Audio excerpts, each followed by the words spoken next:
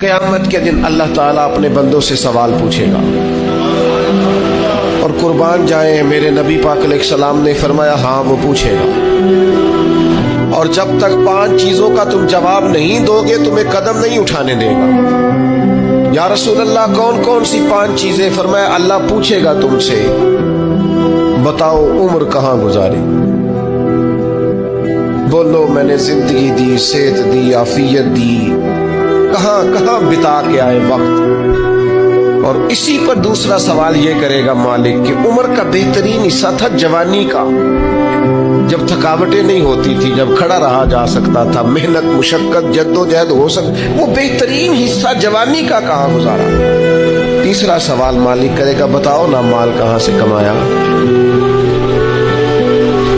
اور چوتھا سوال یہ تھا کمانے کے بعد بھی مالک تم نہیں تھے، گویا دیا تو میں نہیں تھا نا، تو بتاؤ پھر لگایا کہاں پہ تھا، خرچ کہاں پہ کیا۔ ثم لتسألن یومئذ عن النعیم، ایک ایک نعمت کے بارے میں اللہ پوچھے گا۔ اور 5واں سوال اللہ پوچھے گا بتاؤ جو تم جانتے تھے تم نے اس پر عمل کتنا کیا، جس کا تمہیں پتا تھا، جس کا تمہیں شعور تھا اس پر تو اللہ سوال پوچھے گا۔ اب یہ کیوں سوال ہوں گے وقوع قیامت میں، یہ کیوں پوچھا جائے گا کہ قیامت کے دن کی جزا سزا کا خوف ہو بندے پر۔ اسلام ویسے اپنے ماننے والوں کو بے خوف رکھتا ہے، لا خوف علیہم ولا هم یحزنون، اللہ کے دوستوں کو خوف غم نہیں ہوتا۔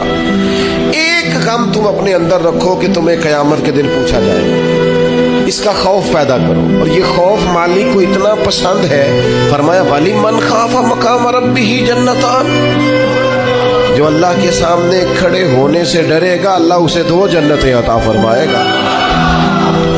اس دن کا خوف اپنے دل میں پیدا کر کے تجھے کھڑا کیا جائے گا، تجھ سے پوچھا جائے گا، تیرے سے سوال کیا جائے گا، تجھے جواب دینا ہے۔